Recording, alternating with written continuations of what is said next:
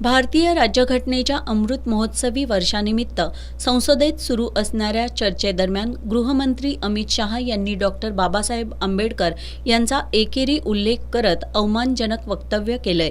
याचा जनशक्ती महासंघाच्या वतीनं निषेध करण्यात आलाय.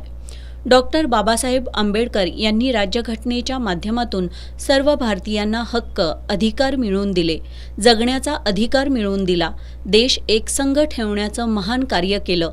अशा महामानवाप्रती असं अपमानजनक वक्तव्य खपवून घेतलं जाणार नाही असा इशारा यावेळी देण्यात आला. शहा यांनी केलेलं वक्तव्य निंदनीय असून त्यांना गृहमंत्री पदावर राहण्याचा कोणताही नैतिक अधिकार नाही.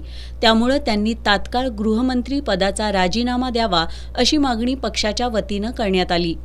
याबाबतचं निवेदन तहसीलदार दिगंबर सानप यांना देण्यात आलं. एकीकडे परभणीसारखी घटना घडली, ज्यामध्ये पोलिसाच्या बेदम मारहाणीमध्ये एका भीम सैनिकाचा प्राण गेला, तर दुसरीकडे देशाचे गृहमंत्री अशा पद्धतीनं महामानवाचा अपमान करत आहेत.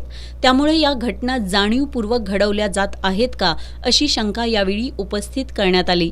यावेळी जनशक्ती महासंघ संस्थापक अध्यक्ष दगडू भास्कर, महाराष्ट्र बहुजन आघाडी संस्थापक अध्यक्ष डॉक्टर अनिल माने, रमेश कांबळे, सुरेश राजशील, जी.बी. आंबटकर, सुरेश जत्राटकर, आनंदा कांबळे, रमेश पाचगावकर, भिकाजी कांबळे यांच्यासह पदाधिकारी आणि कार्यकर्ते मोठ्या संख्येनं उपस्थित होते.